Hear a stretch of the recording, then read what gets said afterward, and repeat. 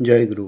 আজকের আলোচনার বিষয় শ্রী শ্রী ঠাকুরের নিকট প্রাপ্ত প্রেরণার ফল ও শ্রী শ্রী ঠাকুরের প্রতি অনুরাগের ফল। আজকের আলোচনা এক অন্যতম মনোগ্রাহী আলোচনা হতে চলেছে। আশা রাখি আপনারা শেষ অবধি পাশে থাকবেন।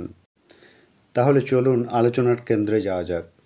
প্রথমত, শ্রী শ্রী ঠাকুরের কাছ থেকে যে এত প্রেরণা পাওয়া যাচ্ছে, আমরা যে এত প্রেরণা পাচ্ছি, তার কি কোনো ফল হবে না? এ প্রসঙ্গে শ্রী শ্রী ঠাকুরকে যখন প্রশ্ন করা হয়, তিনি জানিয়েছিলেন, হ্যাঁ নিশ্চয়ই, তা অদ্যবর্ষে শতান্তে বা। কাজে লাগলে এখনও টের পাও, তোমাদের অজ্ঞাতে ওরই ঝলক ঠিকরে বেরোয় তোমাদেরই ভেতর দিয়ে, তোমাদের বৈশিষ্ট্য মাফিক। আমার চাউনি, চালচলন, হাবভাব, ক্রিয়াকরণ, আচরণ যা দেখছো, সব সম্পূর্ণভাবে মাথায় গোঁজা থাকছে। আমার কথাগুলি যতই দায়িত্ব সহকারে নিষ্পাদন করতে থাকবে, ততই ওই সংহত সম্পদ হ্রাস ঠেলে দেবে। তখন ওইগুলি আরও বুদ্ধিমত্তার সহিত বোধ ও উপভোগ করতে পারবে। ধ্যান, ধারণা, আত্মবিশ্লেষণ, আত্মনিয়ন্ত্রণ, ইষ্টানুপূরণী বাস্তব কর্ম ইত্যাদির ভিতর দিয়ে সব কিছুর গূঢ়ার্থ তোমার কাছে পরিস্ফুট হয়ে উঠবে। অন্যদিকে আসুন জেনে নিই, ইষ্টের প্রতি অনুরাগ থাকলে কি হতে পারে।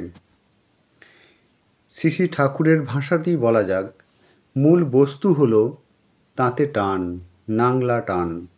এর মধ্যে কোনো কারচুপি থাকবে না, কোনো মতলব থাকবে না। ইষ্টকে সুখী করব, তাকে শান্তি দেব, তার সন্তোষ যাতে হয়, তৃপ্তি যাতে হয়, তাই করব আমরা সারা জীবন দিয়ে, দুনিয়াটা দিয়ে। আত্মনিয়ন্ত্রণ ইত্যাদি শুনতে কত বিরাট ব্যাপার মনে হয়, কিন্তু মানুষ ভালোবাসার দায়ে ছাড়তে না পারে, করতে না পারে, ধরতে না পারে, এমন কিছুই নেই। লহমায় মানুষের রূপ বদলে যায়, যেমনটা হয়েছিল চণ্ডাশোক প্রিয়দর্শন হয়েছিল, রত্নাকর হয়েছিলেন বাল্মীকি। হ্যাঁ, চেহারাই বদলে যায়, রুক্ষ, ক্ষুব্ধ, বিরক্ত চোখ মুখ কোমল কমনীয় হয়ে ওঠে, দেখলেই ভালোবাসতে ইচ্ছা যায়।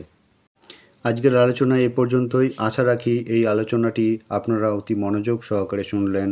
আপনারা সকলে সুস্থ থাকুন, ভালো থাকুন। আলোচনা প্রসঙ্গে প্রথম খণ্ড, পৃষ্ঠা 189, আলোচনা প্রসঙ্গে তৃতীয় খণ্ড। জয়গুরু।